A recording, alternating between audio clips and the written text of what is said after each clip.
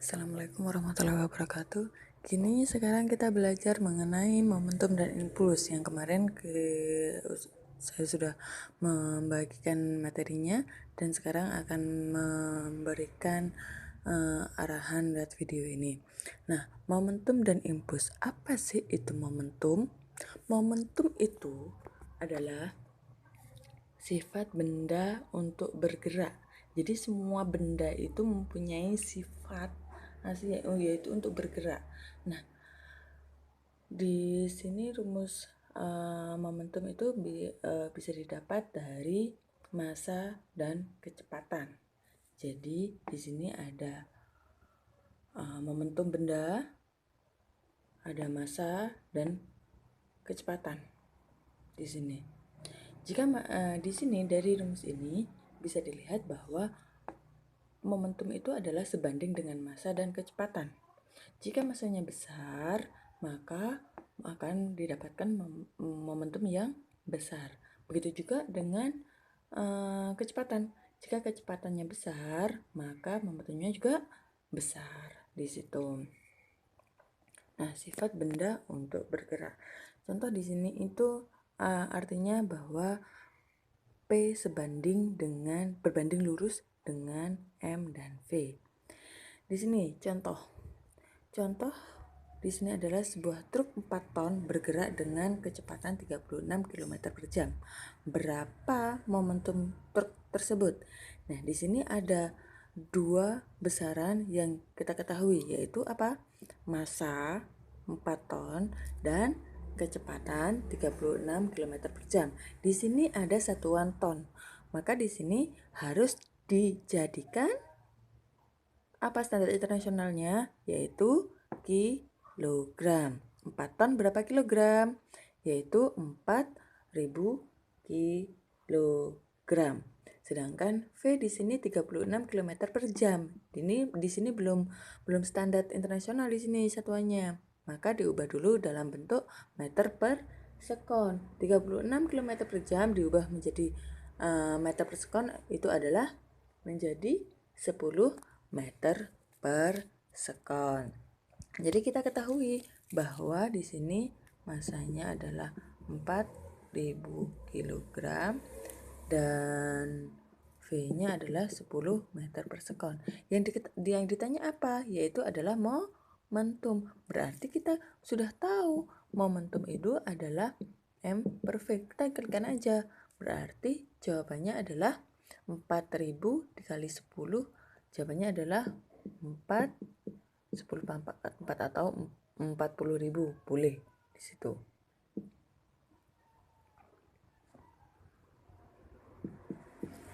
Nah, udah jadi deh. Nah, di sini kita akan membahas impuls. Apa itu impuls? Impuls sendiri itu adalah gaya kontak sesaat.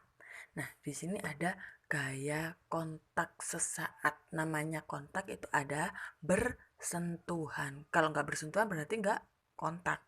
Udah paham ya di sini? Udah bisa dibayangkan ya? Gaya kontak sesaat atau gaya suatu benda dalam waktu yang singkat karena kontaknya itu secara singkat. Di sini impuls itu didapat dari perkalian gaya kali delta T. F kali delta T.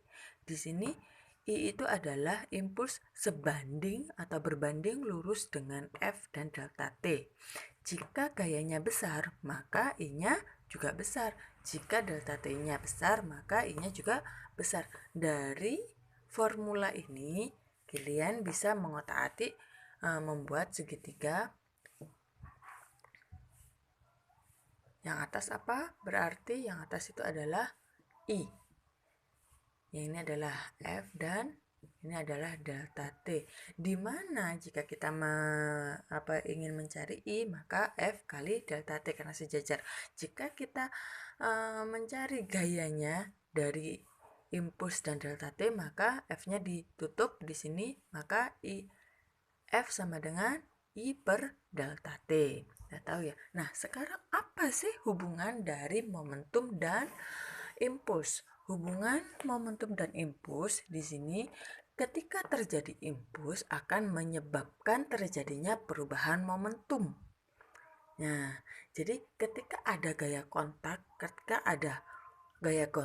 ada tabrakan, impuls itu adalah tabrakan atau gaya kontak ya, ada kontak dari dua buah benda, maka akan terjadi perubahan momentum. Akan mental kayak gitu. Nah, di sini didapat dari I sama dengan F kali delta T, di mana F sendiri itu adalah gaya hukum Newton. Kita ketahui dari kemarin adalah jika gaya Newton mengatakan F sama dengan M kali A.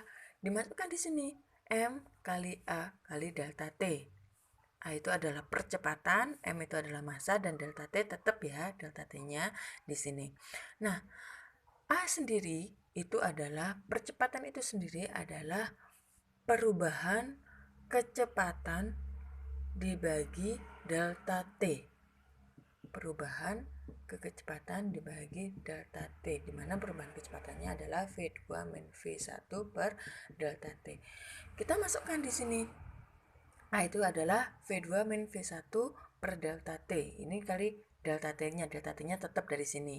Yang ini adalah formula dari A itu sendiri. Maka delta T-nya bisa dicoret, maka didapat M V2 min V1. Dimana M kali V itu adalah momentum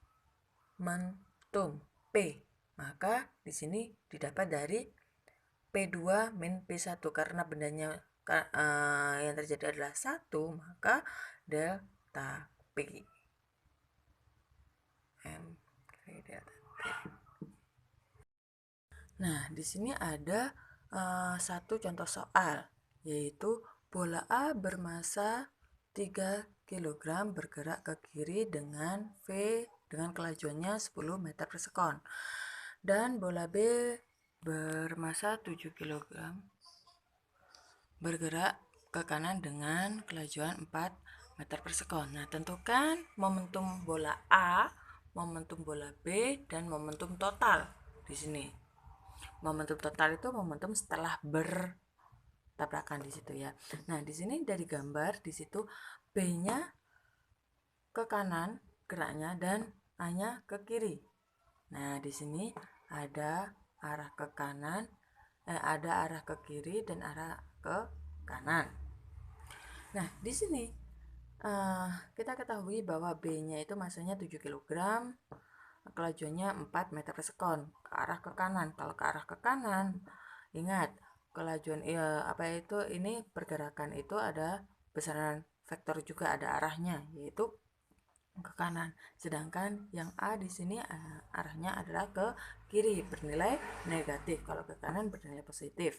Nah, di sini kita yang dicari adalah, yang diminta oleh soal adalah momentum. Momentumnya B itu sendiri dan momentumnya A sendiri. Momentum B itu sendiri, di sini PB sama dengan MB kali VB. MB-nya adalah 7 kali 4 berapa? 28 kilogram meter per sekon. Sedangkan yang di sini adalah PA-nya adalah 3 kali 10, 30 kilogram meter per sekon. Tapi di sini ingat, karena arahnya ke kiri, maka dinilai negatif. Maka di sini momentum total ditambahkan semuanya, PA plus PB. PA-nya adalah min 30, PB-nya adalah 28, maka di sini kita ketahui min 2 kg meter per second. Jadi pada saat bertemunya bola A dan B, di situ terjadi kayak momentum sebesar min 2 kg meter per